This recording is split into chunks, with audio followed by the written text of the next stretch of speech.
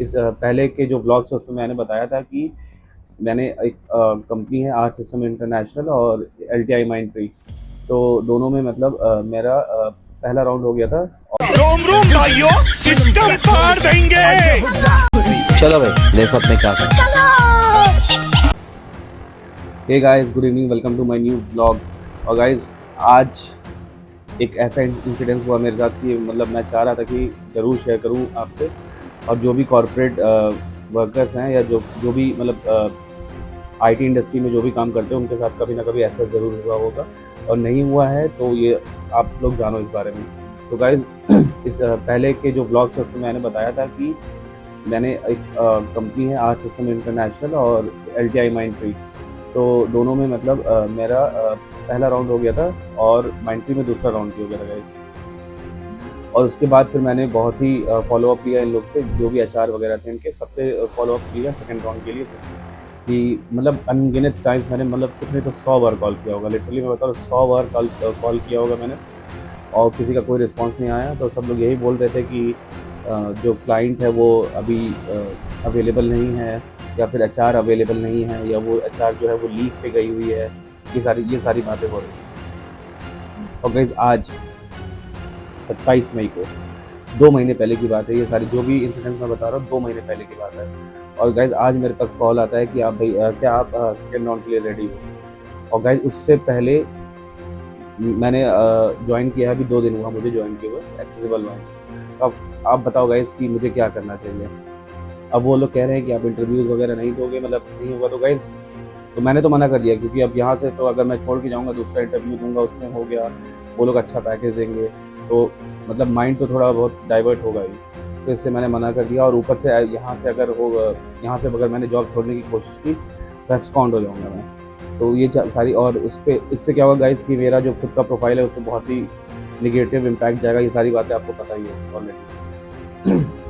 तो गाइस बताओ, अब 2 महीने तक मैं वेट करूँ इनका, लिटरली मतलब कोई सेंस है इस बात का? 2 महीने से मेरे पास जॉब नहीं थी, अब जॉब आई है, तो अब इनका कॉल आ रहा है अब कि आप सेकंड राउंड के लिए रेडी हो। तो मैं क्या बोलूँ भाई? मैंने बोला I have joined another organisation, ऐसे करके बोला। तो बोला कि आपने पहला राउंड क्यों दिया था?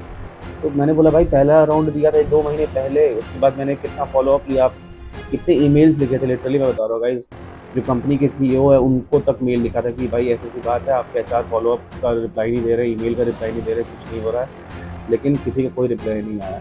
आज कॉल आता है, दोनों पता नहीं कैसा ऐसा आज हुआ कि इंसिडेंस की दोनों दोनों जगह से कॉल आ गया भाई, और दोनों जगह से कॉल आया। मैंने बोला भाई ये क्या हो गया, कहीं मैंने कोई जल्दबाजी में गलती तो नहीं कर दी?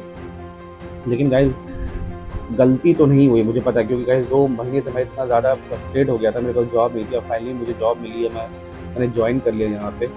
तो आप लोग एक ज़रूर अपना मतलब ओपिनियन बताना कमेंट में, क्या मैंने सही किया, क्या मैंने गलत किया, क्या मुझे वेट करना चाहिए था, क्या और क्या मतलब इनकी जो कंपनी की ये वाला ये जो एक्टिविटी चल रही है 2-2 महीने 3-3 महीने इनको वेट कराना एम्प्लॉयज़ को, या फिर जो भी जो हायरिंग टीम है उनको, मतलब ये सारी चीज़ें पता होनी चाहिए। लेकिन ऐसा कुछ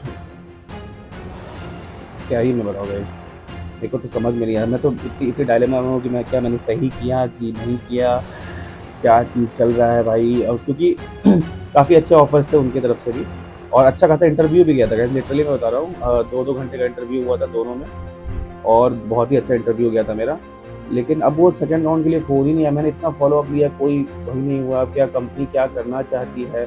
क्या वो इतनी बड़ी कंपनी है, उनकी मनमानी चल रही है, जो भी है, एम्प्लॉयी को वेट करना। अब गाइस, ये एक चीज़ तो हो गई कि मैं दोबारा उस कंपनी में अप्लाई नहीं कर सकता। मुझे लगता है कि 1 साल 6 महीना जो भी है, या फिर कभी अप्लाई नहीं कर सकते, क्योंकि भाई वो लोग ब्लैकलिस्ट कर देंगे कि इसने पहला इंटरव्यू दिया है, पहला राउंड दिया है, दूसरे के लिए मतलब ये अवेलेबल ही नहीं था। तो उनके लिए, एचआर के लिए तो भाई बहुत ईज़ी हो गया, वो लोग ब्लैकलिस्ट कर दिए। लेकिन जो हम लोग एम्प्लॉयज़ हैं उन पे क्या इफ़ेक्ट होता है भाई? हम लोग को अगर कभी स्विच करना हो तो हम अप्लाई करेंगे वहाँ पे, तो फिर एक बारी तो कभी वो लेंगे ही नहीं भाई, वो इंटरव्यू के लिए तो कभी जाएगा ही नहीं, प्रोफाइल ही नहीं सेलेक्ट हो पाएगा। लेकिन अब तो फ़िलहाल कुछ कर नहीं सकते, क्योंकि मैंने ज्वाइन कर लिया है यहाँ पे, जो है अभी फ़िलहाल वो बेस्ट है।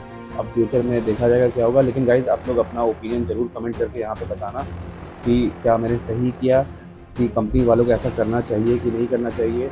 और जो भी कॉर्पोरेट में जो वर्क कर रहा है, जो भी काम कर रहा है, उनके साथ कभी ऐसा हुआ है कि नहीं हुआ है।